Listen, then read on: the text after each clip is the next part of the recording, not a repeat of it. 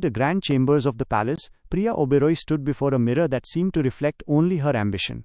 She adjusted the heavy folds of her magnificent blue goldish sari, the fabric shimmering like oil on water. With her sharp blue eyeshadow and a matching bindi, she looked every bit the Queen Mother.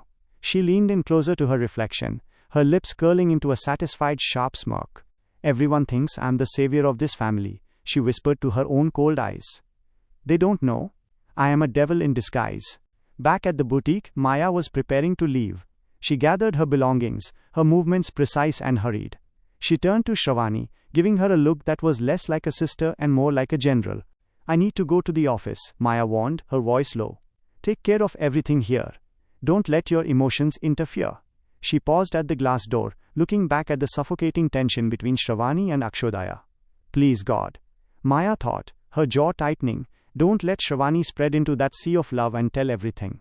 If she breaks, our fire will go out." On the boutique floor, the air grew thick and hazy. Shania had wandered off toward a display of designer bags, her attention fully occupied by price tags and leather. Akshodaya stood near the counter, his gaze fixed on Shravani. For him, the lights of the boutique began to shimmer and blur. The past year of mourning and distance seemed to melt away, until only she remained. He was no longer in a store. He was in a hallucination where time had never moved. "Shania, do your shopping alone," Akshodaya said, his voice flat and distant. "I'm staying here."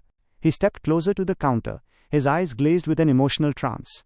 "I will be shopping with you," he whispered, his voice trembling with a year's worth of suppressed longing. "Because you are my long-lost love." Shravani froze. The measuring tape slipped from her fingers as her heart hammered against her ribs. She looked at him with wide, shocked eyes, her professional mask shattered. "What? What did you just say?" Akshodaya blinked rapidly. The shimmer in the air died, and the cold reality of the boutique rushed back in. He realized he had spoken his heart's deepest secret aloud.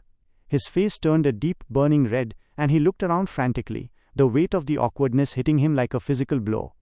Nothing, he stammered, pulling back as if burned. "I didn't say anything. I was just talking to myself about the fabrics." "Yes, the fabrics. Very high quality." The silence that followed was heavy, vibrating with a funny yet painful awkwardness. Shania looked over from across the room, her brow furrowed as she sensed the strange jagged energy between her fiancé and the designer, unaware that the luggage of their past had just been cracked wide open.